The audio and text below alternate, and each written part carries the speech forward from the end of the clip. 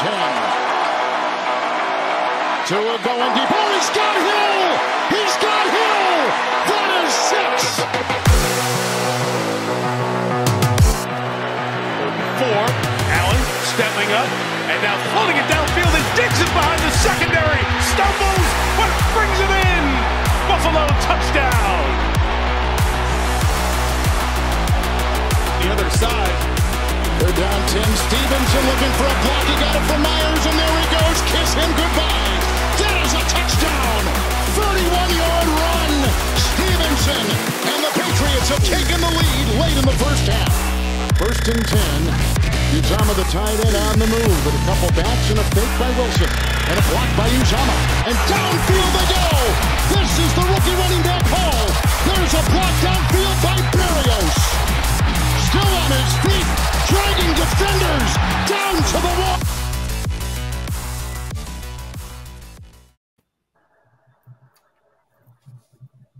Ladies and gentlemen, good morning, good afternoon, good evening, whenever you guys are listening to this and whenever you guys are watching this. We finally here. We got 2 mics in here. So you know this is going to be a different type of episode.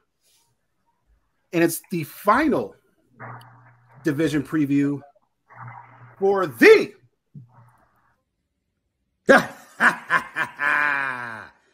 Oh, I see what you're trying to do, Dallas Cowboys.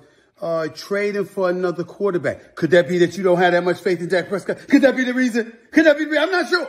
I'm just asking. Next up fantasy show. I hate this guy. It's your boy, Will. You know what? Legitimately, that was actually for Manny with all the stuff that he talked about. I was going to give him the smoke. Actually, I probably still will. I'll text him about it in a minute. But as you can see on the YouTube, if you're watching on the YouTube, I don't know if people even call it the YouTube, just YouTube. We have a different little atmosphere here tonight. First, we're going to go ahead and introduce the one that we already know and love, Mr. Mike T. What's going on? How you doing? Hey man, I'm doing good, man. This is exciting times, bro. Exciting times. We got my boy, one of my best friends. Well, you know, Will's one of my best friends also, but one of my best friends on the show with us. And it's gonna be live. I mean, I'm so excited. I don't even really know what to say, but hey, man, you guys will see. But hey, my man, he's official. He's here. Like Will said, different kind of energy, and I think it'll be fun. That's what's up. And Manny couldn't be here tonight. If he does, then he does. But he has to handle a little bit of business. Just take care. Hope everything gets all better, and come through next round. So there you go with that. And on the other side is our special guest for today. We've known this man for a little while. Like myself, Mike, and this Mike, we all grew up together for as far back as middle school, and that pretty much represents that. Yes, we're all old. But also at the same time, we've done multiple fantasy leagues together. And this man always has to be the one that has won it pretty consistently. But last year that ended, and he can tell you who actually ended that for him. So Mike Lew, what's good, baby? How you doing, man? Put that on. Give it a kiss. And you forgot something, too. I forget. I am the 5-time Justice League fantasy football champion. This guy right here. I'm happy to be here, guys. I'm happy to be here. This man. I'm like we said, we can't deny the dominance. It's there. It's legitimately there. But all things come to an end. That's Brady. So from now, speaking of Brady, it is the perfect time for us to talk about the AFC East. This is the last division of our series, and we purposely wanted Mike Lew to come on because my man, as you can see, representing his squad, them Buffalo Bills, in which we will be talking about a little bit later. If he has any kind of input for any other team, that fitted is dope. Actually, that's a snapback. I'm a fitted guy. He will be talking about his squad a little bit later. If he has any kind of input on anything else, not gonna lie, I'll be surprised. But hold on. I got a lot of input. So just know that I got a lot of input. It's not positive. He's ready to go. It's why we're here. It's why you guys are here. You got to hear the negative things about everything. So first up, we're talking about a team that we usually don't see as a last place team, but ended up being last place. The New England Patriots. They had a hellacious amount of additions coming onto the team. And the question, to be perfectly honest, is whether or not if they are actually going to be helpful. It all starts off with Ezekiel Elliott. It ends up with Juju Smith-Schuster. And on top of that, there's also Mike Gesicki, who actually ended up being on the team as well. And I think there was a fourth person. Actually, no, there's not. I'm just reading everything down here, just like you guys. Key departures: Damian Harris. Damian Harris, which I thought was good at first, and then Zeke came through. And now, as well, Jacoby Myers going out to the Raiders. Now, right off the bat, the first thing that you kind of think about, well, the first thing I think about when it comes to the Patriots is the person I've been touting for years and years and years, who's finally actually getting the recognition. But there's an Ezekiel Elliott in his way, and that person is Ramondre Stevenson. Ramondre Stevenson, the only problem with him is what he did last year, phenomenal. He was a top 12 running back in fantasy. He was catching, he was running, he was doing everything. He was nearly the offense for the Patriots. The only problem now is the genuine fact that he was the offense and doing way more than he was actually expected to do because of the injuries of Damian Harris. So because of that, Ramondre personally is going to be fine. The only issue that I have with him now is whether or not he repeats that. Does he need to repeat that? Will he repeat it?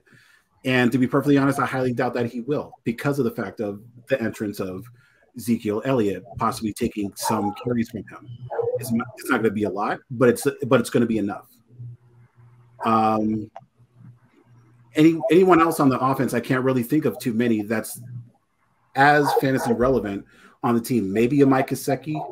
We know that Juju's on the team now, but my gripe with Juju last year is the same as this year, and the year is in the year before. Juju is just not a number one receiver. He's never been, and he's probably never will be. He couldn't do it in Pittsburgh once Antonio Brown left.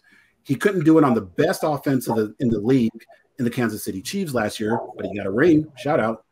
And now he's going to try to do it with Mac. Mike T, since I have two of them here. Mike T, give me some kind of positivity about this team that will make me actually want to have any kind of interest in them. You know what? Fair enough. That's it. No, I'm just playing. I'm just playing.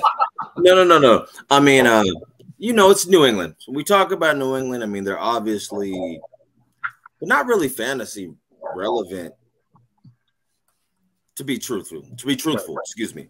You can maybe go Ramondre Stevenson. You can maybe go a Mac Jones. You could maybe go a Juju Smith-Schuster. Beyond that, there's really not too much to like from this team. They're weird. They're a weird team. Like their coach is great, but we can't draft a fantasy coach, right? So as far as the roster goes, there's a couple guys that you can target, but there's nobody that I would really be targeting highly, because as you said, Ramondre Stevenson, excuse me. He's going to be getting some of his carries taken from Zeke. I do. I think Zeke's a vulture. He's a goal line vulture. I think Zeke's going to be scoring a lot or I don't know about a lot, but Zeke will be scoring touchdowns that Ramondre Stevenson probably should get. Right. Then you have Juju Smith. He's okay. Mac Jones, he's okay, but nothing really that I would want to plant my flag on and say, yeah, this is the guy who's going to help me get a fantasy title. So I know last week I had said that Arizona was like a team that I really had nothing to say about, really, and I almost feel like the Patriots are just one notch above. I really don't have much to say about them either. Draft them at your own peril. If you run into if you have a lot of team, or if your team has a lot of Patriots on it, then it's probably not going to be that great of a team. So I might try to target Ramondre Stevenson. I don't know why I'm having such a hard time saying his name tonight. I might try to target him. Maybe, I don't know. Running backs are kind of going to go quickly, so maybe third, fourth, top of the fifth round. But beyond that, man, I don't really want any of these guys. We are all bumbling and stumbling on our words because we're doing this later than what we're used to. Golly. We're all tripping, and that's okay. Mike Lew. We heard the good from Mike Thesis about the Patriots. Now I'm going to need your conventional wisdom about the bad of the Patriots. What do you got for me? Let's just start it like this. Mac Jones sucks. All right. We're just gonna come out there and say that. He ain't good. They could have drafted a lot more people. Who Trey Lance was there. They could have had Trey Lance. They could have had Justin Fields. They chose Mac Jones. And this is what they get when they choose Mac Jones. It's mediocrity at its best. Okay? So let me give you a couple numbers, right? Go ahead. 33-3. 33-3. That is the record of Tom Brady and the Patriots versus the Buffalo Bills. So whatever they're going through right now, I'm going to sit back and enjoy it with a smile on my face because they don't deserve anything good. They don't deserve anything nice. I don't choose any Patriots in my draft. So that's it. They suck. They need to be at the bottom, and they need to stay at the bottom where they belong. That's it. Bill Belichick, he probably needs to retire. He ain't nothing nice there. He's through. They lost Josh McDaniel was pretty much the only savior that they probably had was Josh McDaniel to throw the offense to him. They had Matt Patricia running the offense last year. They did. Wasn't he the defensive coordinator? He was. He was, yes. So that just lets you know what kind of time it is for the Patriots. You look at the Bills, you look at the Dolphins, you look at the Jets, you look at those offense, you look at that offense, it's all high-powered offense. It's all you're throwing it, you can run it, good to decent offensive line play. And the Patriots are stuck in the I formation with 3 tight ends like it's 1995. So I don't plan on choosing any, and I for sure hope anybody that's listening to this that plays fantasy, stay away from Patriots. Stay away.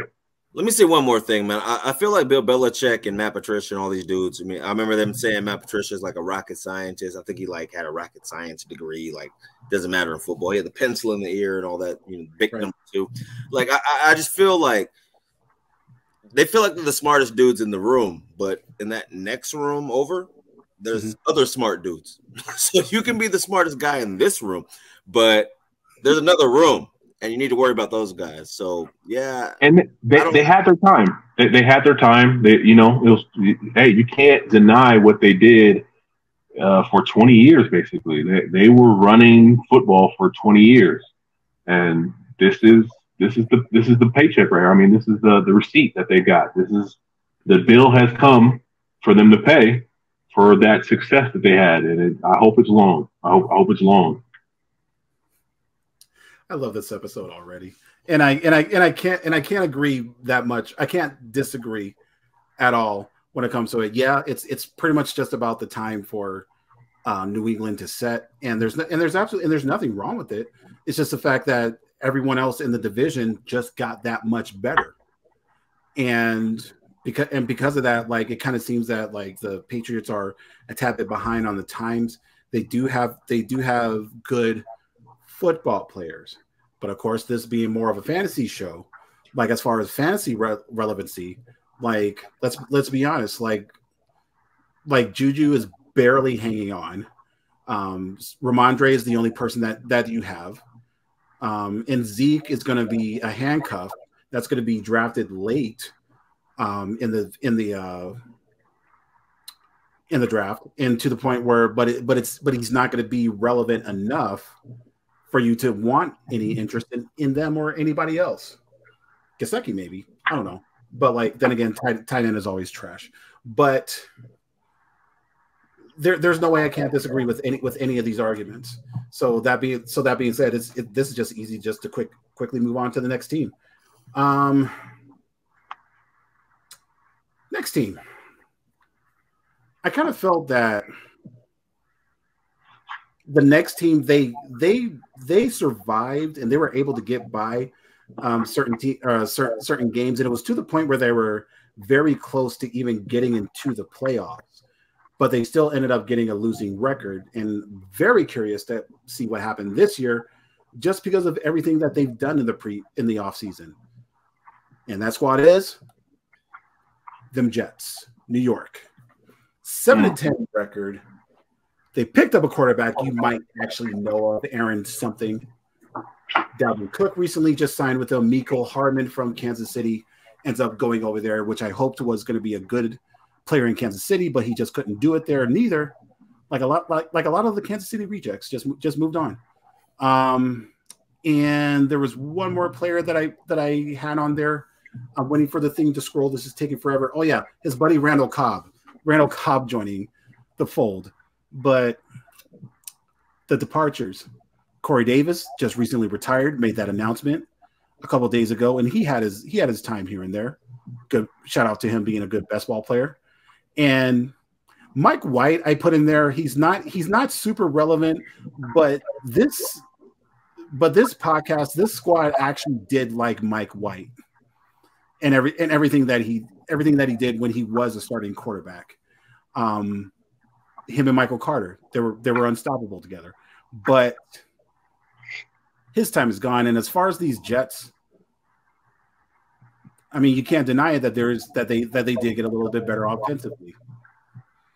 Zach Wilson is showing a little bit of improvement in the preseason, but of course it wasn't going to be enough.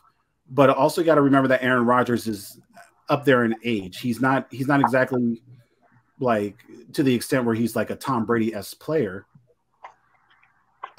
With him being at 39 years of age, but it would still be interesting to see what ends up happening. Dalvin Cook only signed for 1 year, so it does make me think that Dalvin Cook may not do everything that we think that he's going to do, which makes Breece Hall that much more interesting to me, but not where he's going currently in drafts.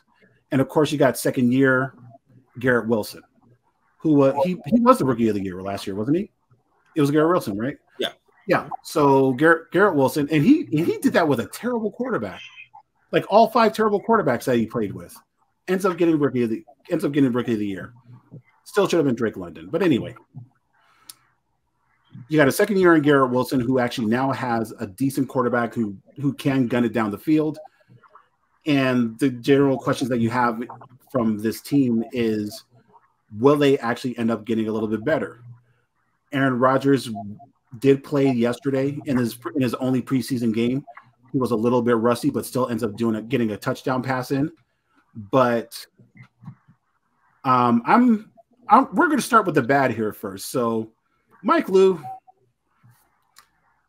why should I not have any kind of interest in the New York Jets? Okay, first we're going to start with some more numbers. You ready? Okay, let's go. 6-3. 6-3 are the numbers. All 6-3 is the record. That's the record of Josh Allen as a starting quarterback versus the New York Jets. All right. With that being said, from what I saw from Aaron Rodgers last year, I think he's cooked. That's just me. I think he's cooked. I think he was on the brink of retirement before he came out of his darkness retreat or whatever. He was about to retire. Right. And when that notion gets in your head when you're playing football and you think you're done, your body really makes you done, basically. So as I look at it, yeah, they got some good pieces. Like you said, Garrett Wilson. Garrett Wilson was rookie of the year. They got Breece Hall coming back from ACL, which coming back from ACL as a running back, not everybody's going to be AP. Not everybody's going to be Adrian Peterson coming back from an ACL and rush for 2,000 yards. No, that's not normal. So realistically, I think he's going to fall off a little bit. The biggest thing that they have going for them is their defense. Their defense is solid. That would definitely be a pickup in fantasy. Their defense will get you some points, definitely with interceptions and touchdowns and stuff like that. But as far as the offense, to keep a fantasy secret right here, to let some breaking news happen, I don't pick anybody else in the AFC East other than Buffalo. I stay away from everybody. If Garrett Wilson is on waivers and nobody's picked him up, I'm not picking him up. That's just how I get down. So when you look at the Jets, and one of the glaring issues that the Jets have is their offensive line. Their offensive line stinks. It's bad. So when you go from Green Bay, where your offensive line was pretty terrible there, and it was, they had some good pieces that just didn't mesh. You go through this offensive line of the Jets, and it ain't good. And with a person that needs protection, and you give him no protection, I think he's washed. That's my fantasy. That's my fantasy expertise. They're washed. Sorry. I hope with this guy, I hope everyone understands that there's a theme here. So once the theme actually comes into fruition, then it's all going to make sense. I'm not saying, but I'm saying. But Mike Thesis. See, we all can't talk right now. It's late. Mike Thesis. Hey, man, I'm not used to having two mics here. Hey, all I need is one mic. So, Mike Thesis. All I need is one mic. Hey, man. Shout out to Nas, man. That was shout out to Nas. Let's go. But, yeah, wherever he's at, I hope he's listening. I know he's not listening, but I really hope he is. Shout out to Nas. You know what I'm saying? We're not saying what we're saying. But let's go. My man just brought out the whole darkness retreat. Shout out to Dave Chappelle. Darkness, you know what I'm saying? So, I mean, it is what it is. I might put my feet on somebody's couch in a minute. However, when we're talking about the Jets, we are talking about a team that I'm okay with. They've got a couple of pieces. I love Garrett Wilson. You guys know, of course, I'm an Ohio State fan. I say that like every single episode. I won't say it on the next one. I might say it on the next one. I love Garrett Wilson. I do think he's dope. I think they have a pretty decent running back tandem now with Breece Hall and with who's the other running back? The dude they just picked up, Dalvin Cook. Breece Hall and Dalvin Cook, good running back tandem. But here's the thing, man. We've never seen these guys play together, right? Right. We've never seen them play together. So we don't really know. It sounds good. It looks good on paper, but we don't really know. So from a fantasy perspective, I would say that I do feel like Aaron Rodgers will be a decent pick in the draft this year. I'm talking about probably like 6th to 7th round. Mm-hmm. I like to wait later to get quarterbacks anyway. I do feel like you could get Aaron Rodgers, and he might be a decent pick at that point because he does have more weapons now than I felt like he had in Green Bay. Mm-hmm. But he's battling age. And my man over here said that he's washed. He could be. So if that's the point, or if that's the thing and he's washed, then is that really somebody going to want to take a stab at? I don't know. It's funny. I was in a draft this last weekend, and people really weren't plugging for Aaron Rodgers like that. Right. No, like there were a lot of quarterbacks being taken before him. I mean, Justin Fields, who Manny who's not here with us tonight, but Manny was talking about Justin Fields. He was taken before Aaron Rodgers in that draft. So I would say if you're going to go with any Jets player, be cautious because while I do think the Jets team is improved, and I know they're on Hard Knocks and everybody's excited, HBO especially, putting them on, I would say that for fantasy purposes, I don't really like their ADP for most Jets players. Mm-hmm. I think the only player that's deserving of that ADP would probably be Garrett Wilson. After Garrett Wilson, probably Dalvin Cook. No one else I really like at the point that they're being taken in the draft. I just feel like there's other players you can go with who won't be in a timeshare or who will offer you more value than the New York Jets or than the players. This is what the Jets do. This is what this is. The Jets are a smoke show. They're all smoke, no fire. They go and get Brett Favre, and they think they're gonna run the town. Then they go and get Tebow, and Tebow's supposed to be the savior and all that. They're supposed to have an all-star team when they get LaDainian Tomlinson, and they get all these pieces. So how I look at the Jets is how Cowboys look at Commanders fans. You guys do all this stuff, and you guys think you won the offseason, but when it comes down to it, you guys fall flat every single year. That's what the Jets do. That's what they do. I mean, I can't disagree. That is what they do. That's been their track record. That's kind of what it is. The Jets like to kind of be that shiny toy, but sometimes that shiny toy isn't the most functional toy. It's not the toy that you really like. Sometimes you like that old school toy that's not as shiny and glossy. So, yes, definitely what the Jets do. It's who they are. And because of that, it makes it hard to really trust them in fantasy. But I will say that I do like Garrett Wilson. I do like him. It's been a minute since that shiny new toy has been working properly for the Jets, and that's kind of. And I'm not trying to bash him, but facts are facts. Like I am. Like that. Well, Mike Lew is. When was the last? Legitimately, when can anyone remember the last time that they were even in the playoffs? Didn't they get there like 3 years ago? Like by luck, No. and then they got knocked out? No. Last time they were there was last time I remember them being there, and I could be totally wrong, was with Sanchez. Is that the last time? Rex Ryan was the coach. Yes. Okay. Yeah, it's last time. 2010. And Sanchez played for the Cowboys like after this. That's been a while. It's been a minute since Mark Sanchez led the vaunted Jets. Jets to the playoffs. 2010 was the official last time they were in the playoffs, according to Google. Shout out to Google, sponsor. So with the Jets, just like you said, they look good on paper, but as far as like the running back situation, it's kind of difficult to pinpoint as far as what's going to happen with them.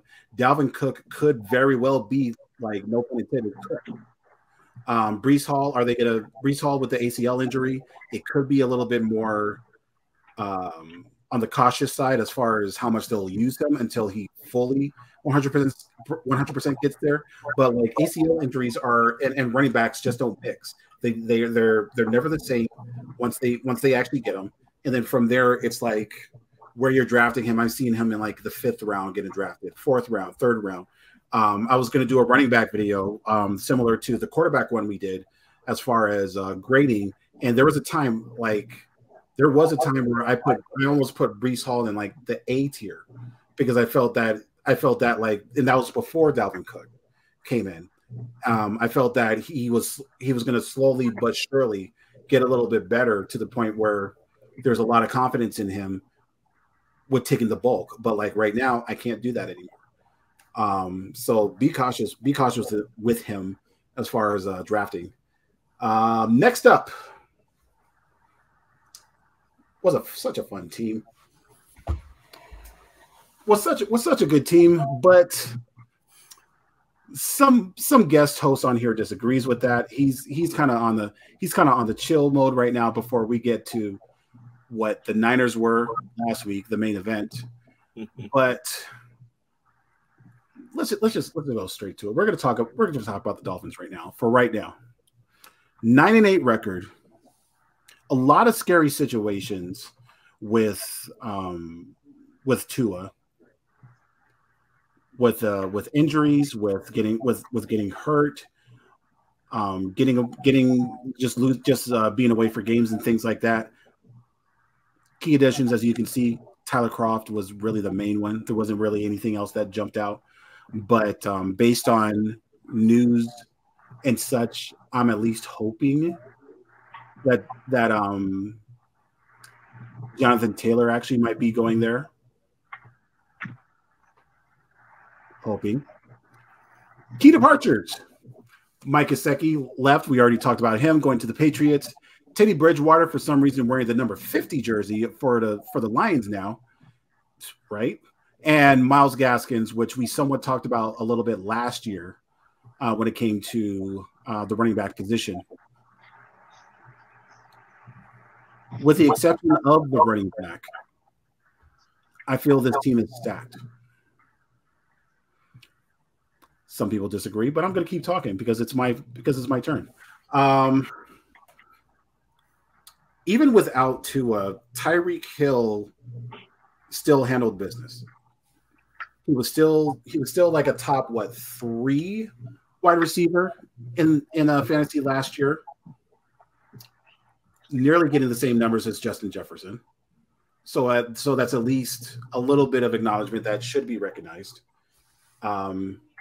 Waddle was a decent receiver who ended up actually not being like one of the better number 2 receivers in the entire league, to be honest. So the pass game we know can get there. The running back situation is one that's still in question. Raheem Mostert, as of right now, is the main starter with a Jeff Wilson and a Devin. I can never say his last name. Achane, I think it's spelled. It doesn't matter. It doesn't matter. So Devin, I think, is his first name, and I'm probably getting that wrong too. But he's a rookie that may be someone to look at. But once again, after reading multiple rumors and after reading pretty much Twitter, good people from Twitter anyway, Dolphins did try to actually get Jonathan Taylor over the weekend. The Colts declined it, but they're still talking. So they're still saying until Tuesday, I think they said, as far as trying to make a deal for them. It could happen, but I'm just throwing it out there as a possibility. But simply, like, the only thing that you can focus on right now is simply just that pass attack and nothing else. In general, the defense, there was times where they were okay, but there's nothing that makes me jump out with them and say, like, all right, this is who I want. I think someone's going to agree with me, at least on that part, but he might be saying that with the entire team. But first, the positive. Mike, tell me something good. First, I got you. Let me tell you something. First, I want to say, Jonathan Taylor, if you want to join a squad and join a team where your quarterback isn't always injured on the field, or you want to join a team where your GM isn't all in the videos, I knew you were going there. You know what I'm saying? Come to the Cowboys. We could definitely use another running back. I would love that, JT. But that was my little death row, Suge Knight shout out. Shout out. Let's go. But no, on a real tip though, Miami's an interesting team. Miami's a very interesting team. I actually like Tua. I just said something. He's always hurt, but when he's not hurt, he's actually pretty good. Mm-hmm. Akane, the running back that you mentioned, he's decent. I cannot stand Texas A&M. I hate them with a passion, but he's a decent player. And then they have 2 solid running backs. We're talking fantasy now. So in fantasy, I would take Waddle or I would take Hill. Right. So from a fantasy perspective, they're a really interesting team. Their position players are really good. I can't hate on that. Mm-hmm. But here's what it really boils down to. What it really boils down to is that these guys are going to be productive on the field. And I do believe their wide receivers will be. So I do think the wide receivers are players who should be targeted. Hill should definitely be targeted in the first round, somewhere if you're around that 4 to 8 range. If he drops that low, Hill honestly shouldn't drop below 6, but if he does, then I would take him most definitely between the 4 to 8 range. I think is perfect place to take Hill. And then Waddle is a player who I think should be taken somewhere between 16 and 20. So I mean, those guys are both first round to borderline second round picks. Beyond that, I'm not sure. Like I said, I like Tua, but the injury history, and I know I've said multiple weeks that I don't really draft due to injury, but I kind of do when it comes to quarterback. When it comes to quarterback, I do kind of draft based on injury, only because I feel that with certain injuries, and Tua's injuries being one of those kind of injuries, it's neurological, right? So when it's neurological, when I see you on the ground like all seized up, like it makes it tough for me to really like want to invest a lot into that.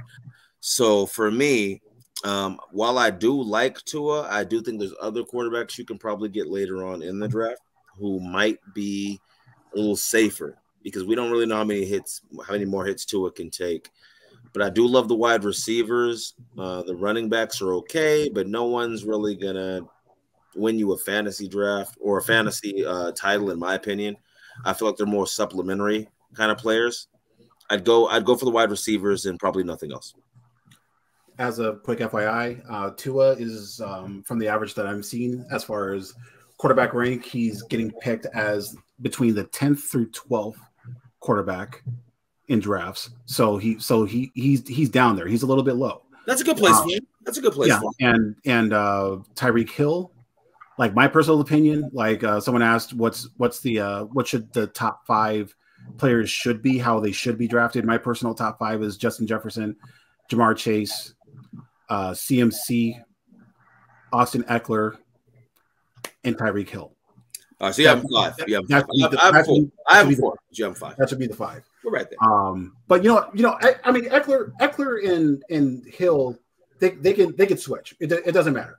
But like, and I guess that's my genuine way of saying, people who are saying that Travis Kelce should be in that top 5, stop. Just stop it, okay? That's stupid. Okay, I did my impression of Mike Lew. So Mike Lew, give me your thoughts about this Miami Dolphins team.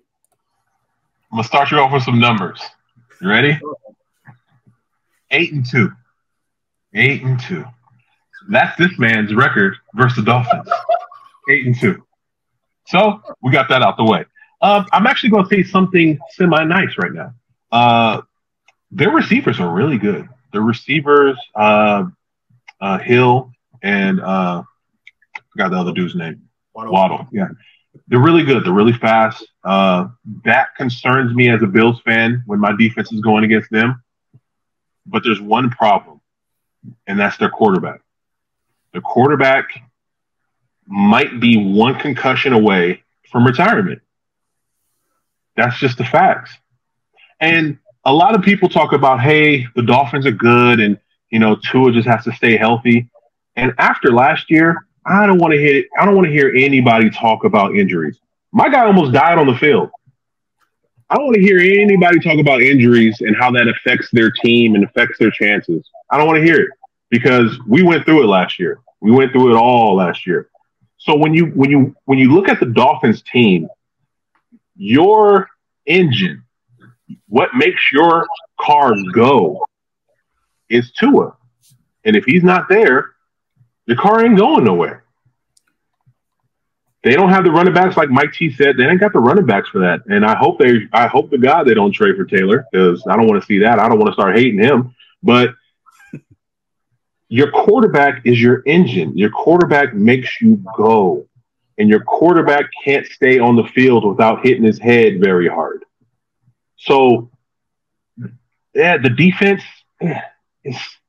it's okay. They got a good defensive scheme, and I know they got a new defensive coordinator. What's Vic Fangio? Right. They got Vic Fangio, and he's a good defensive coordinator, not head coach. Broncos know that.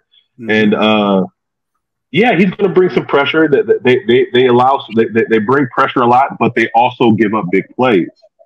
So when you're looking at fantasy and you're looking at the Dolphins defense, and you have to play the Jets twice, have to play the Bills twice, and you're going against the Chiefs, you're going to be playing the Eagles, you're going to be playing all those teams.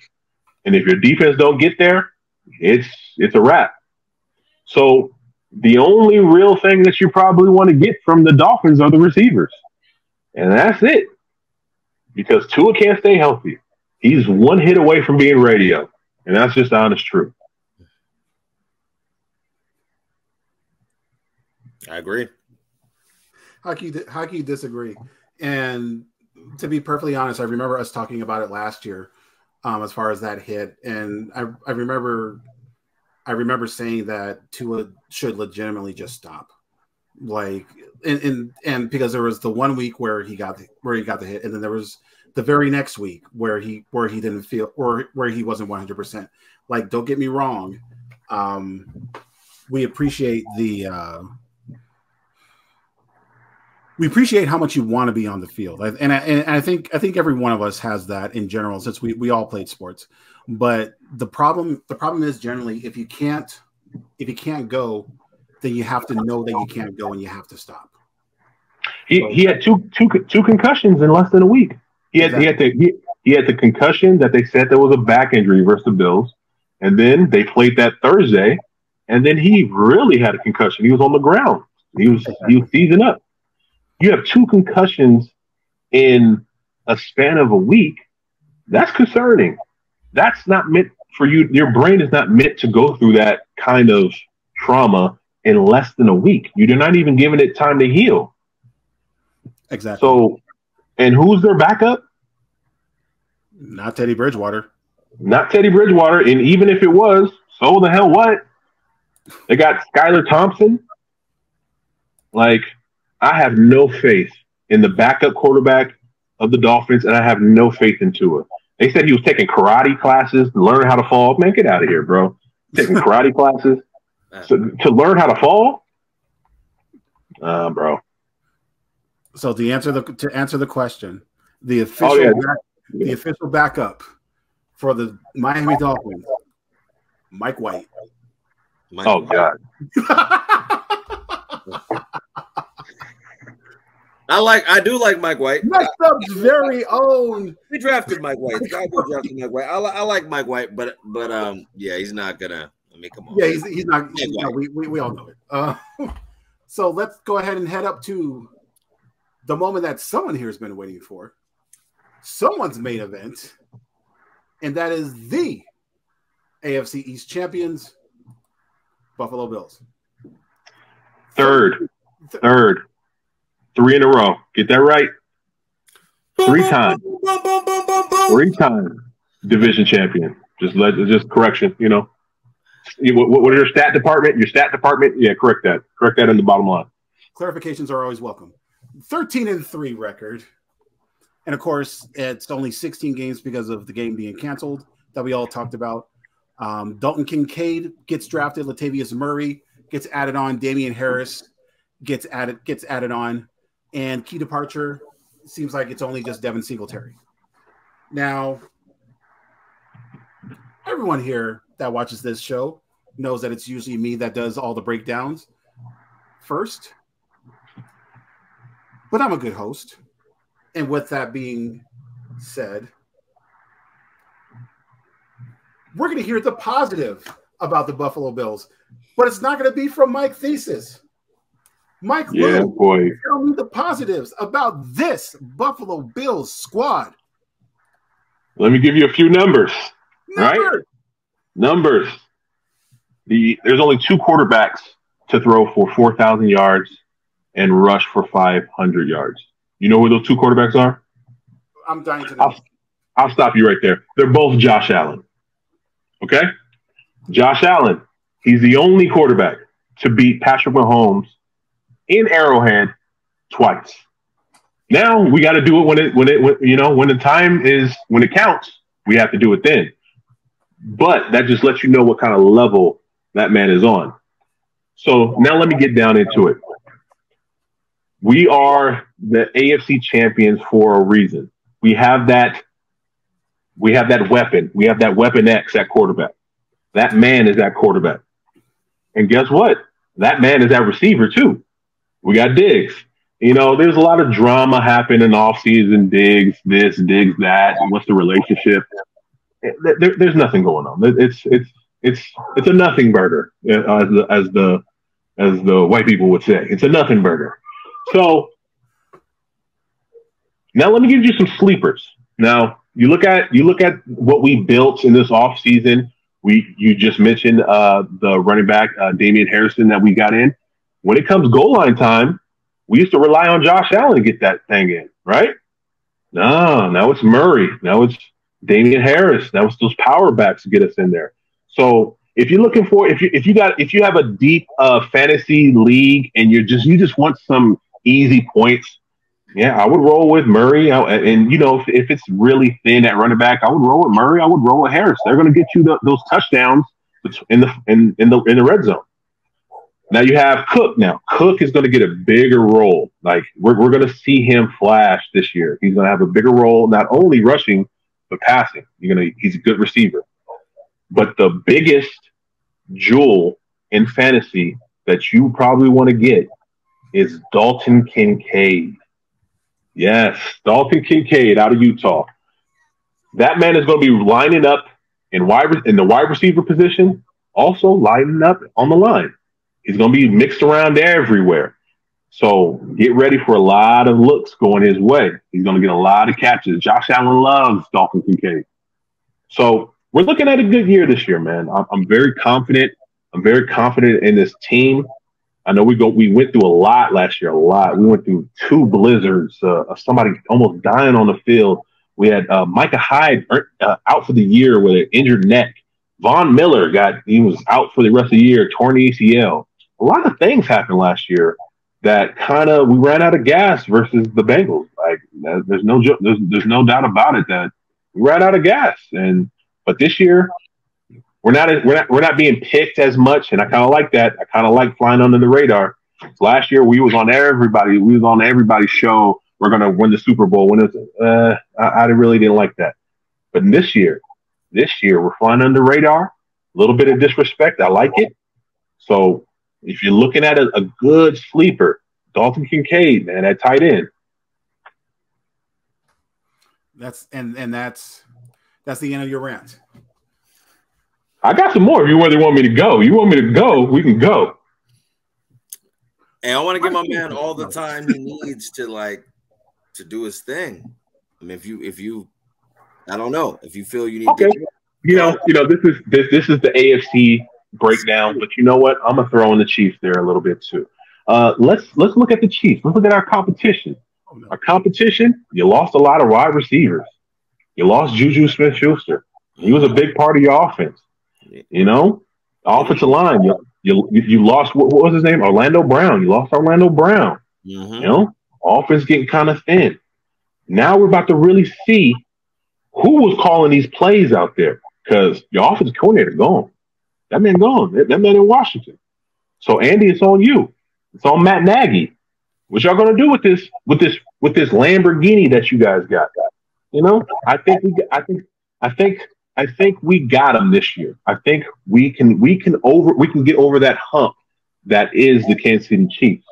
Then you want to take it to Burrow. Let's take it to Burrow. Burrow, you kind of have an injury right now. I don't know when you're gonna be back. They say week 1, maybe not. Right? Once again, they lost a lot of people on that secondary too. They lost both their safeties. They lost their tight end and Hayden Hurst. Mixon, you don't know what the hell going on with Mixon. He could be there 1 week and he could be in jail the next. We don't know. So we look at that, and their offensive line still got questions. They picked up Orlando Brown from the Chiefs. They got a solid offensive line a little bit. We're going to see about that. But the cream of the crop, as far as I'm concerned, in the AFC, is these Buffalo Bills. We still got Gabe Davis. Gabe Davis was going through an ankle injury last year. So that kind of messed him up a little bit going down the stretch. He's back healthy. Another name to look out for is Trent Sherfield. He was with the Dolphins last year. He's been making some big plays in preseason, making some big catches. And he's going to have a big part in this offense. So the wealth is there, man. We're spreading the wealth. We're taking less off of Josh Allen's shoulders. And that is a scary thing for the AFC East. The man that does it all is going to do less and has more weapons. I'm not mad at any of that, man. The full Monty of explanation over here from Mike Lew about Buffalo. If this was the one you were looking for information about Buffalo, you've come to the right episode. It looks like I needed my man to get it all in, because I'm gonna piggyback. I'm not even gonna throw a lot in there because he's the Buffalo expert, right? Feel me? But I do want to say this though. Can y'all hear that? You already know. You know what I'm saying? So that was for Bills Mafia. You know what I'm saying? West Side Gun. You know, for those who don't know, now you know. Dr. Birds love the whole Griselda clique. When I think about Buffalo, I think of three things. I think about the Bills, I think about them wings, and I think about Griselda. So hey, I don't have any Buffalo wings to give y'all, so it was what it was. But what can I say about the Buffalo Bills, man? I picked your squad to win Super Bowl last year, Mike. You did. I saw that. Picked y'all, and that's okay because I've been hoping my team could win it for the last 30 years, so it's okay. It's a tough thing to do, but I love Buffalo as far as the players go. I think they have great players. I mean, I hear a butt coming. I see you set me up for something. There's not a but. But let me break it down how I break it down. So we got the quarterback, right? Josh Allen. Official, right? Josh Allen. If you can grab Josh Allen in your draft, I'd say in the 3rd to 4th round. Great pick. Josh Allen's amazing. You go to Stephon Diggs. I love Stephon Diggs. Why wouldn't I love Stephon Diggs? His brother's in Dallas. I should have worn my Diggs jersey, the number 7. You know, what is there not to like? So we connected when it comes to that. You know, you got a Diggs, we got a Diggs. What is there not to like? Gabe Davis. I like Gabe Davis. I do feel that Gabe Davis though hasn't really like given me the value, like the value that I spend on Gabe Davis. I don't feel like he's produced like he probably needs to produce, but I understand he's been injured and all that stuff in the past, but I do think that Gabe Davis is a quality player. I like James Cook. I think he's a good running back. I don't really have an issue with Buffalo whatsoever. But there you go. There we go. You want to know where the but was? I do have to say that I just haven't seen it come into fruition. Now, this has nothing to do with fantasy at this point. So I'm having a little fun. My man Mike's on here. It's a kind of a different type of show. But I haven't seen it come into fruition yet, right? I'm a Cowboy fan. We get hated on relentlessly. Y'all ain't done this since 95. Y'all ain't done this since that. Yeah. Y'all ain't done it since never, right? So not saying it can't be done, not saying it won't be done, but it needs to get done soon. So I think your guys' window is probably closing in like the next 3 to 4 years. Just me keeping it real. And as long as we have Josh Allen, that window stays open. Stays open. Josh Allen, interesting point. And you know I love you, but I got to be devil's advocate. So we're gonna talk about Josh Allen, right? I'm a Dak Prescott fan, and people always talk about his interceptions. Well, behind him was Josh Allen, right? Yeah. So how are we gonna avoid that? What are we gonna do about that? What needs to change about that, and why did that happen? Do you have any answers for that? Yeah. That arm that he has. He's just got a bazooka. Pause. He got a cannon for an arm. And when you have that cannon for an arm, you want that 70-yard touchdown damn near every play. That got us in trouble versus the Vikings when he could have had a check down and he chose to force it in and for interception. So that's one thing he needs to work on. And how is he going to work on that is having the running back in Cook that can catch the ball out the backfield, catch it for 5, take it for 12. He has that this is what they're saying, that Kelsey-esque tight end that you can line up outside and catch it for 5, catch it for 8, keep those chains moving. Also, instead of forcing the ball, and everybody knows the Buffalo Bills are going to throw the ball. Especially when it gets down to the end zone, they're going to throw the ball.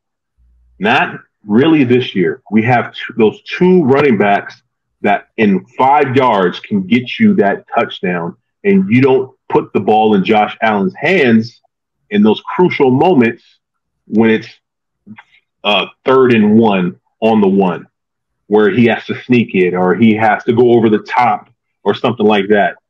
Give it to the running back. Give it to the running back and get out his way. So that hopefully, because I don't know, but hopefully that kind of spells those turnovers because they are a problem. They've put us in a hole before, but also it's a give and take. You have those turnovers, but also you can have that big play. And Dak Prescott's arm is not what Josh Allen's arm is, right? True. He got an arm, but he ain't gonna launch it 80 yards. And that's the problem with Josh Allen. He knows he has that arm, and he can get it out to Diggs, double covered, launch at 80. Take it easy. One of the biggest success that we had and that I saw a change in this team was that Thanksgiving game against Dallas.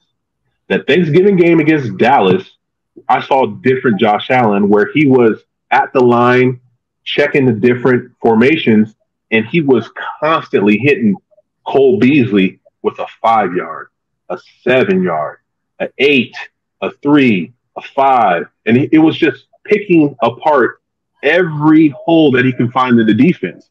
That's the Josh Allen that we need. Along with this explosive arm with the gun, that's the Josh Allen we need. When he tries to do hero ball too much, that's the result we get. No, I'm mad at that. I don't want to think about that Thanksgiving game though. Was Mike there? Was this guy there? I don't think this guy was there. I don't think it was. Maybe. I don't know. I don't know. 2 years ago. He wasn't there yet, so it'll be a whole different situation because now this guy's going to come after Josh. But hey, y'all did your thing. Now, I'm going to retract and go back to what I was going to say. I wanted to get Mike's input because it's his squad, and he would know them better than I would. But with that being said, for the fantasy, outlook for the Buffalo Bills, I would like to say that I feel like Josh Allen is an elite player. He can run and he can throw. So definitely target Josh Allen in your fantasy leagues. If he's someone, I would even take him as high as the 3rd round. I've done it in other leagues. I don't think there's an issue with doing that. Just depending on your draft position. If you're like in the later part of the draft, where you can maybe like draft somebody in the 3rd or later and then come right back in the 4th and draft somebody else, then I think that's a good position to take Josh Allen. And I also really, really do love Stephon Diggs. I think he's a great player. And he's that man. He's that guy.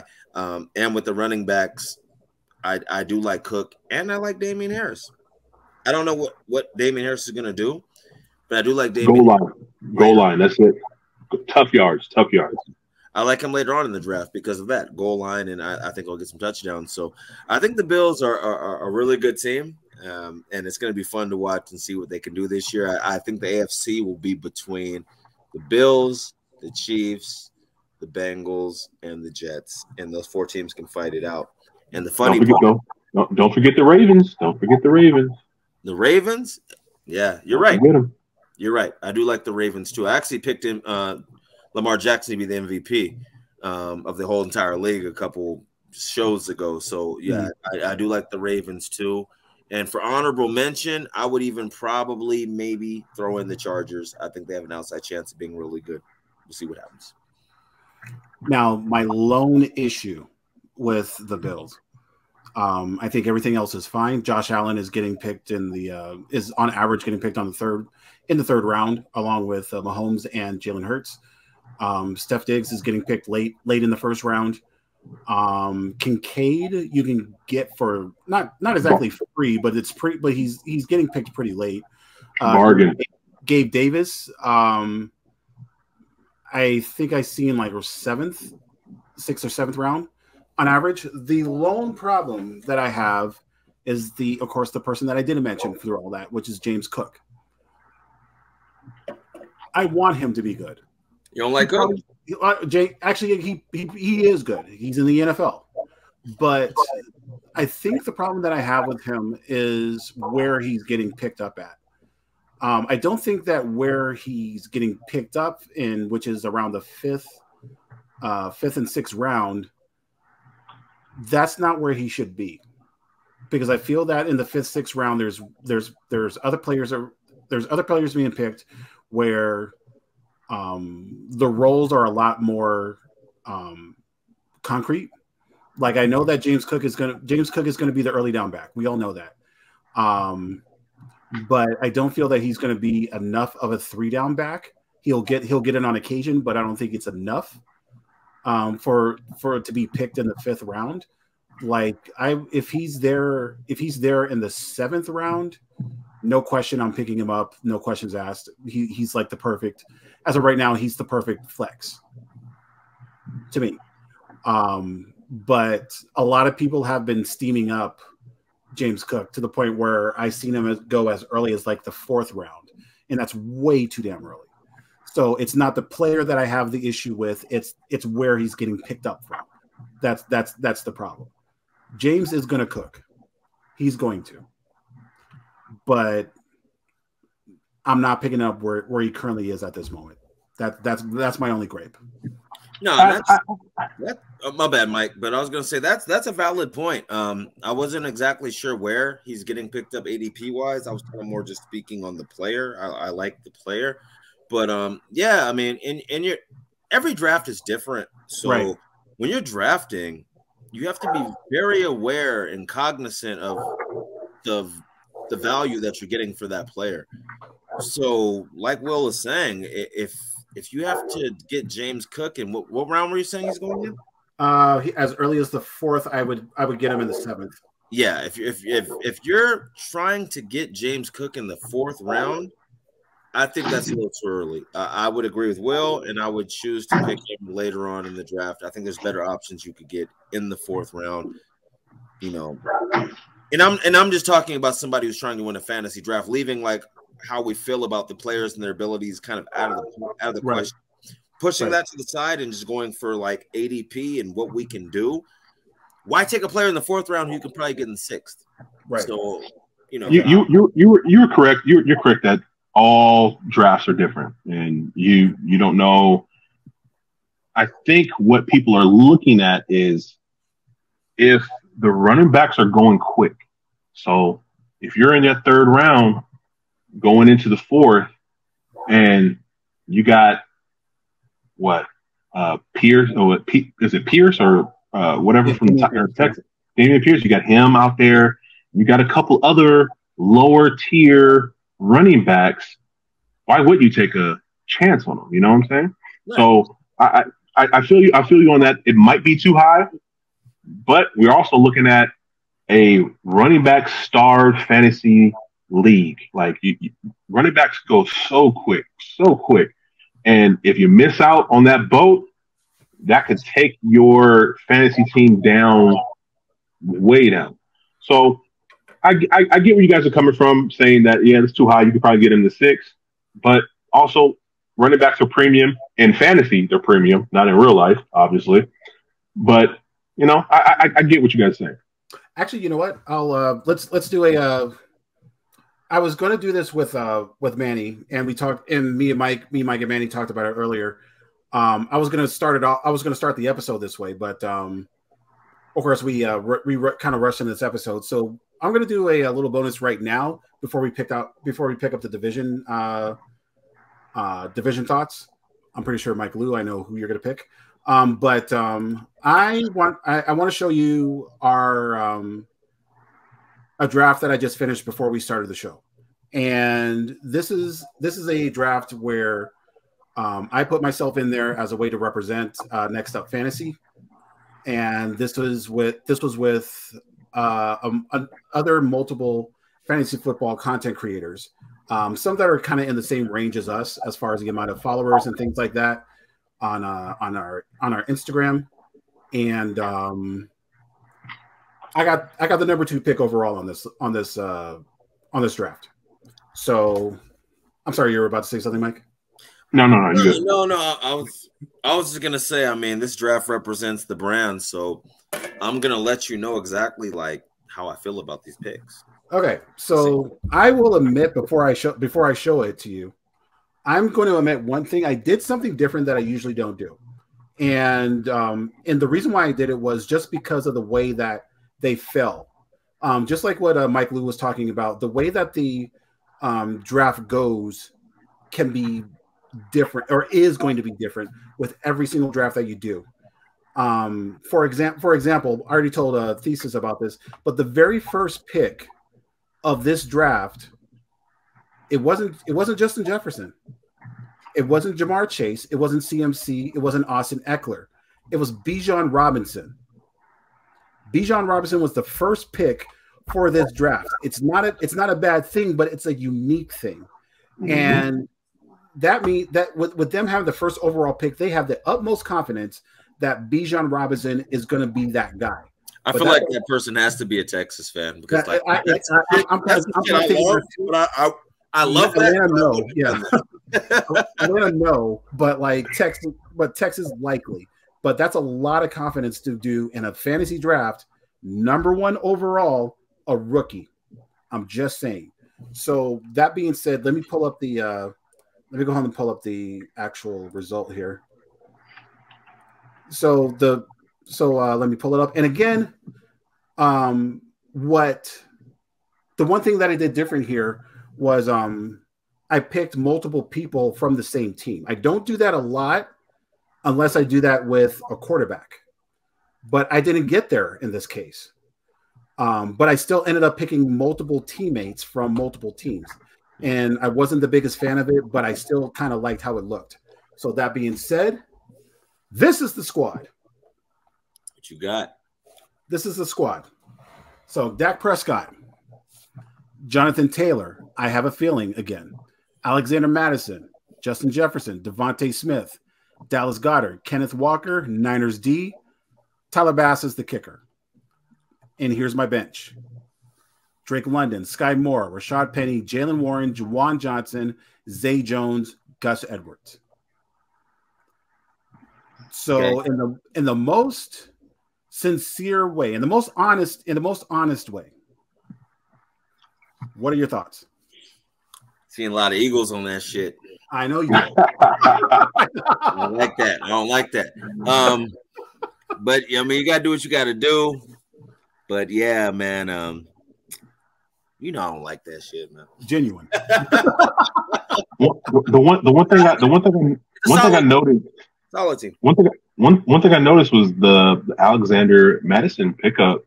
A lot of people, man, Cook is gone, and they run the ball in Minnesota. Mm-hmm. So who getting those touches? And last year and years before, Madison was a good little pickup on the slick fly, in the waivers, because he was getting, and when Cook was getting injured, he would come in there and kind of ball. So that's a sleeper right there. That is, man. And I'll say one thing. Let me kind of go position by position. Of course, Dak, I like that. A lot of people don't like Dak or whatever. Regular football can be regular football, but in fantasy football, Dak's really, really a good player to have. And you can usually get him later in your drafts because the Cowboys are going to put points up, regardless of how you feel about them. Mm-hmm. Jonathan Taylor, he's Jonathan Taylor. You got Madison, like Mike was saying. Alexander Madison, anytime he's been given the opportunity to play, he's balled out. I really like him. I think he'll be fine. I don't like Devontae Smith, but I do like Devontae Smith as far as fantasy goes. Like, he's a good player. I can't lie. I mean, Eagles, like Mike said earlier when he was talking about Miami, and he's like, I'm gonna say something. They got good receivers. Philly, they got good receivers. I can't lie. They're good. They're good. Dallas Goedert, he's a good tight end as well. Even though I said I like the name, I like Dallas, but I don't like the team he plays for. But he's a great player. And then you got Walker, you got the 49ers defense. You drafted a good team, Will. I appreciate it. You got a shot. And as a general inquiry, according to the draft grades, I did get the highest grade. And as far as the average for each week, it looks like I'm in at least the top 3 as far as points. But like I said, I wasn't the biggest fan of doing 2 Vikings in Justin Jefferson and Madison and 2 Eagles in Devontae and Goddard to practically be in the starting lineup. But I feel that with having the players like Drake London, like a Kenneth Walker, that I can simply just switch in with Devontae and Alexander, respectfully, I feel that I can interchange this team, and this team will still be great. So that was my genuine thought. So I see. So for those content creators that are out there in that league, see you week 1. I'm taking over. So that being said, hold on. You kind of gave me a little blueprint of our league now. Now I'm about to be looking out for you when we draft. Now, man, you shouldn't have did that. Wait, but did I? I think you did. I think I know where you're going. I did. Because I know where you're going. Just like you said, Lou. Just like you said, every draft is going to be different. You're going to have the owners who pick specific teams, like purposely. Like, I mean, I'm not trying to specifically blast you, but like you do on occasions do pick up Buffalo Bills purposely. I do. So you have players like those. You have coaches like those. You have owners just like our boy RJ. RJ, what up? Who picks Raiders a lot. And because of those, those are just 2 examples. Like there's the type of owners who do have certain ways of getting picked, or as far as the style that they pick, but I will uniquely change the way that I would draft if I know that certain players are going to be picked because of the fact of the way that I know others do pick. So like you may, like you, Lou, might get Josh Allen in the 2nd round. You might try to get Diggs in the 1st, depending on where you are. And if it's to the point where it's somewhere where they're not usually getting picked, I'm going to pick up somebody else that I feel is actually going to be a lot better, based on their current ADP. Like if you're picking your quarterback in the 2nd round, that's okay. I could pick up a quarterback in the 7th or 8th, and still get someone that I feel is going to be better, as far as running back, as far as wide receiver during that 2nd round. I don't need to imitate you. I don't need to change anything I do. But you might want to with 5 of them things on my hand. You know what I'm saying? You might want to start emulating me. And let's get this on wax too. Let's go. To all your fans out there, to all the people that look at this and think this man is an expert, the only reason he beat me is because Josh Allen didn't play. That's the only reason he beat me. He's gonna sit there and say that I was down 70 points, and that may be true, but we don't know what's going to happen in the fantasy world. That could have been a race. Josh Allen could have got 60. We don't know. So in my book, my man Will got an asterisk by his title. He got an asterisk by it. So everybody that's listening, this man right here, he got an asterisk. He never really beat me. He won, but did he beat me? Okay. Mike, I would like to. Go ahead. And I know this is, it's our show, but it's Will's show. I would like to actually, and if Will's okay with it, Mike can do it. I would like to extend an invitation to you, Mike, perhaps to join our draft show. I was actually thinking that. Because then you can explain why you're doing what you're coming. Because since you are that guy, 5 of things, you can kind of explain why you're doing what you're doing when you're doing it, and that would be dope just for our viewers for perspective to win their leagues. And that'd be cool. I would love to. I will give you. I'll take you in the kitchen and show you how to make this sauce. You know what I'm saying? I'll show you how I dice it up and put the little pepper in there. You know? No doubt. I'll show you. I'll show you how to be a champ. And because we as friends that we are, we do multiple fantasy sports. Mm-hmm. I am the only person in this group of friends to win a football, baseball, and basketball all in the same year. That's a grand slam, baby. That's a grand slam. No, you did that. I can't take that away from you. You did that. But there's not even a but I just think it would be dope because me, you, and Will are all in the league, of course, and then Manny, who was on tonight. But you've seen the show, so you know who he is. He's in the league too. So whoever you see, Manny's Marvelous Team, that's him. So I think it'll be dope if we all do like a draft together since we're all drafting. We can all kind of explain what we're doing, and I just think it'd be cool. Will, is there like a limit to how many people we can get on this thing? Because I'll invite multiple people, man. We can have everybody in the league on this show. I'm not 100% sure about that. I think I think I got the plan to the point where I can get like 100 people on here. So okay. we actually might be able to do it. I would like to just say like maybe we get Mike on, maybe holler at Dre, get him on, maybe an Otis and Eddie. We can see. Yeah, I'm with it. A couple cats on. It would almost be like doing a live draft together. So it would kind of be dope. I'm with it. I'm definitely for that, and I am not going to leave and go away and move on until I actually do my rebuttal with what Mike just said. Oh yeah, about being down by.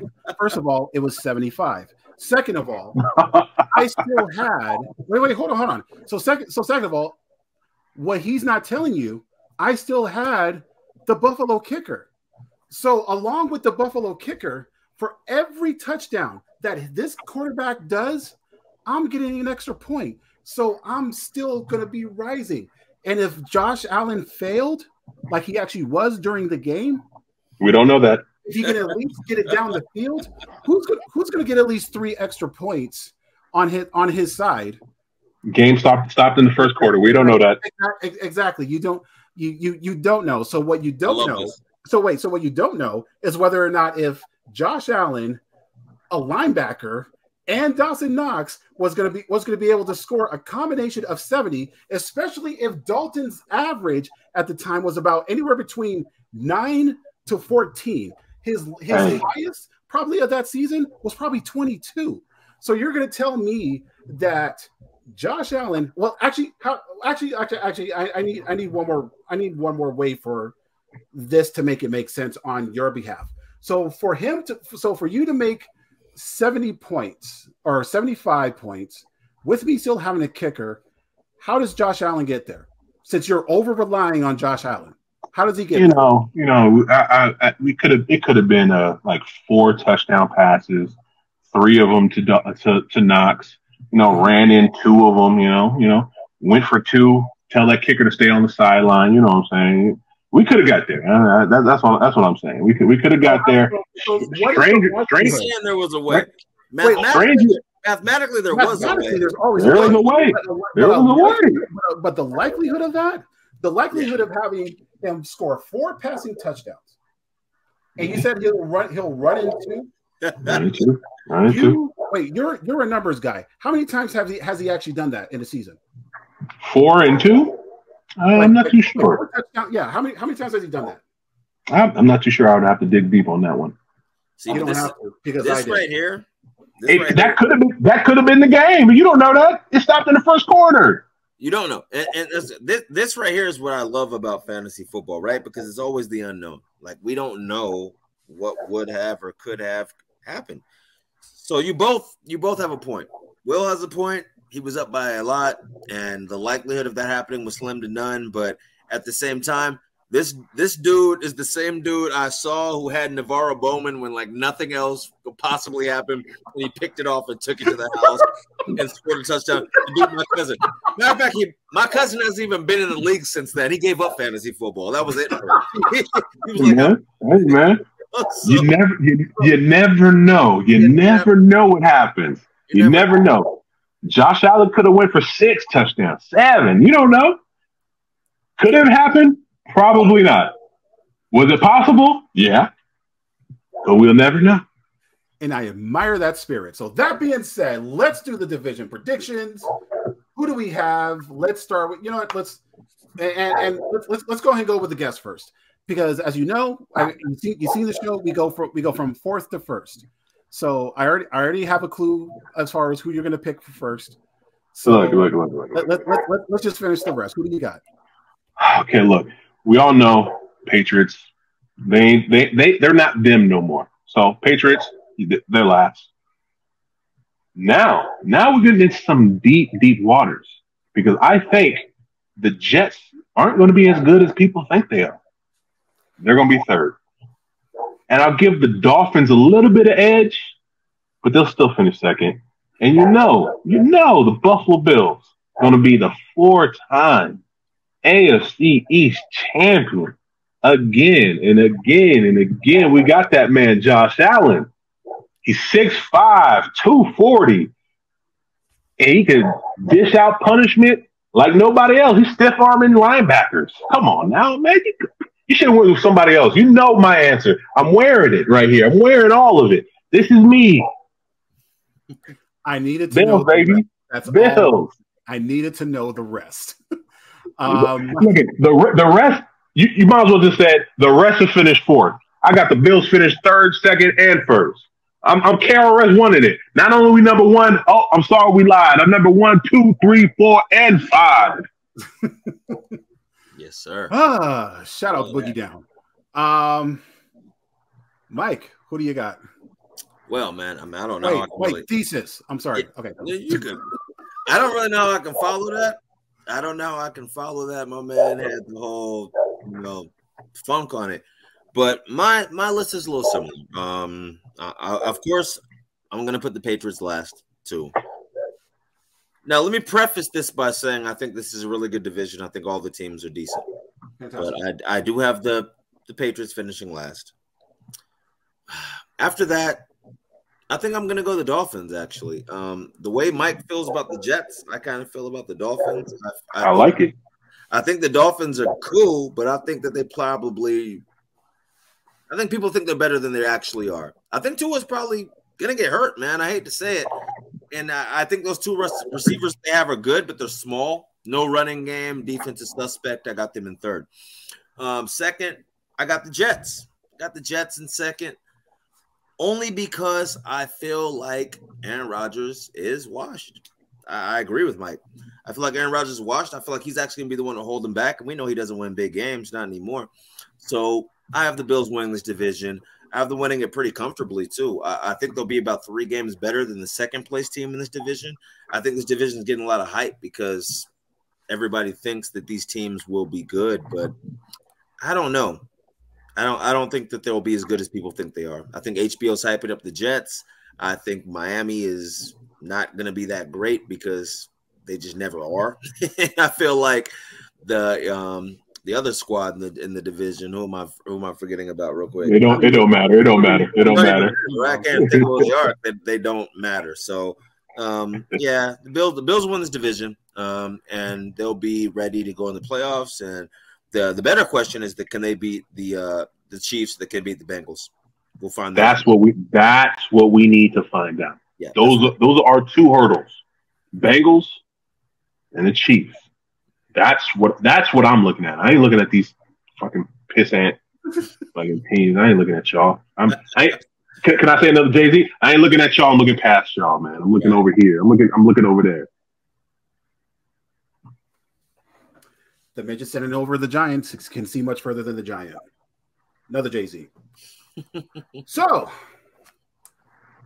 for me, 4th place, it has to be repeated. The Patriots, and it's kind of a shame to say that, but like let's be perfectly honest. The likelihood of them being able to jump ahead out of any of the other teams, it's slim to none, and that's unfortunate. But they just don't have the weapons for it.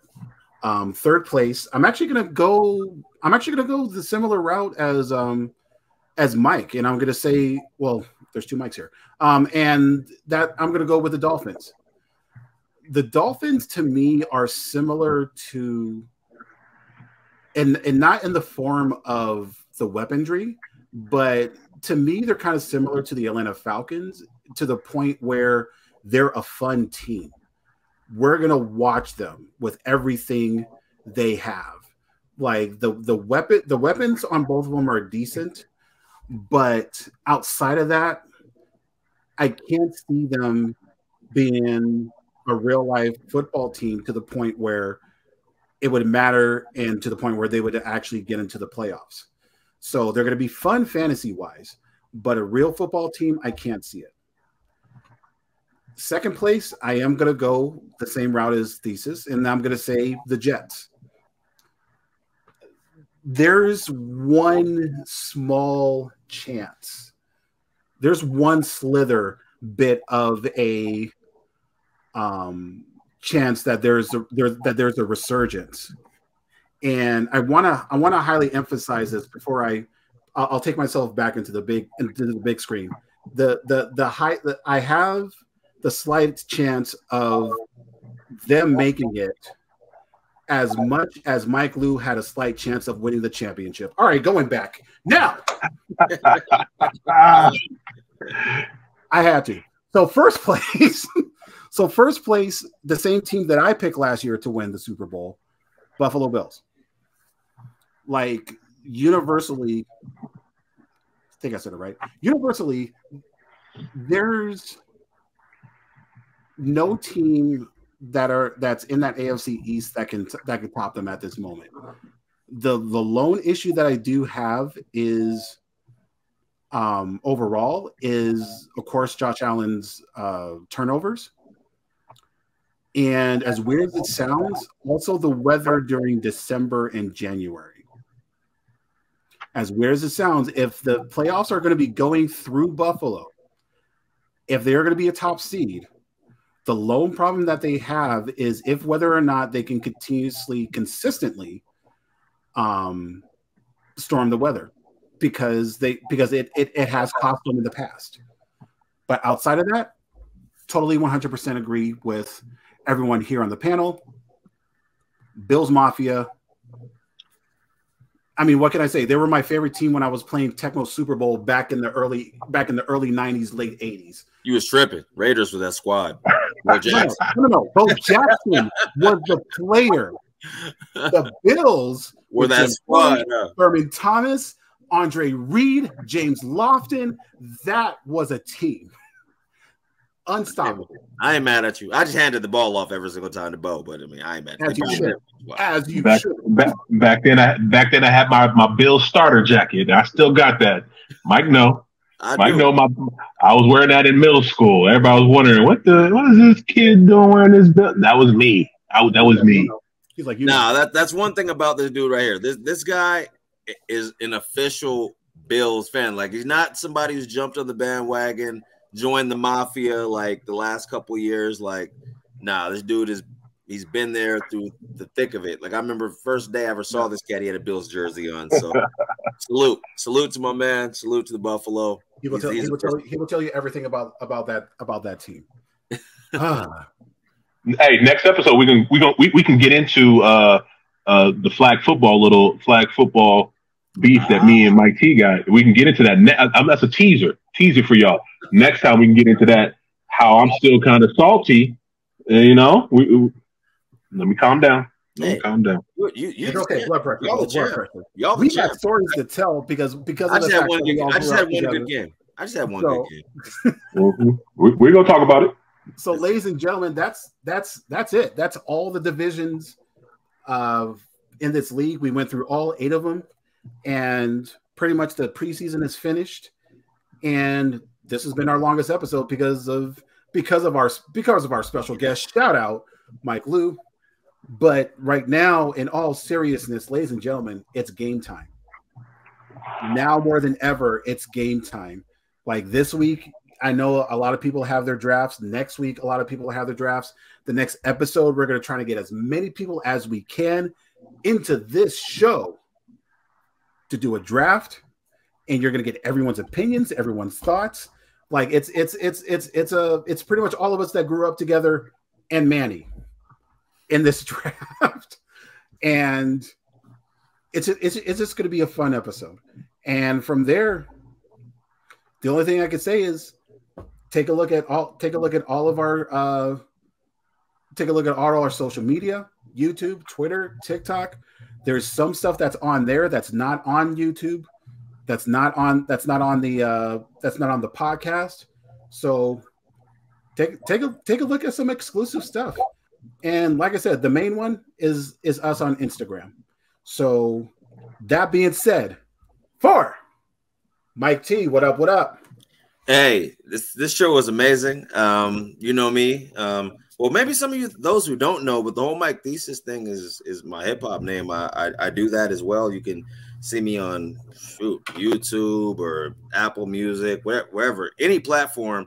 I'm on it. Go ahead and give me a shout out on that. But we got the whole Delta Force thing going on, and we got the whole what we call flavors, contextual flow, whole thing that we got going on. So for DJ me, worldwide. hey, you know, we everywhere. So for me, this was a very special show. I enjoyed it, hanging out with two of my best friends. It was dope. And I want to say that next week, I think will be really, really dope. So I would hope that everybody can join in. But for this week, even though we do miss Manny, I still feel like we handled our business and we did a great job. So peace, everyone. And we'll see you next weekend. For our special guest for the day, Mike Lew. Bills Mafia. That's all they could say. That's all they could do. The ring tastes so good, man. Look at that. Look at that. I need another one. I'm gonna get another one. Trust me. Rings are supposed to taste good. This is not a ring pop. So it's your boy Will. Have a good night. Have a good morning. Have a good afternoon. Whenever you guys are watching this, whenever you guys are listening to this. Game time. Let's go. See you guys next week. We are NFL.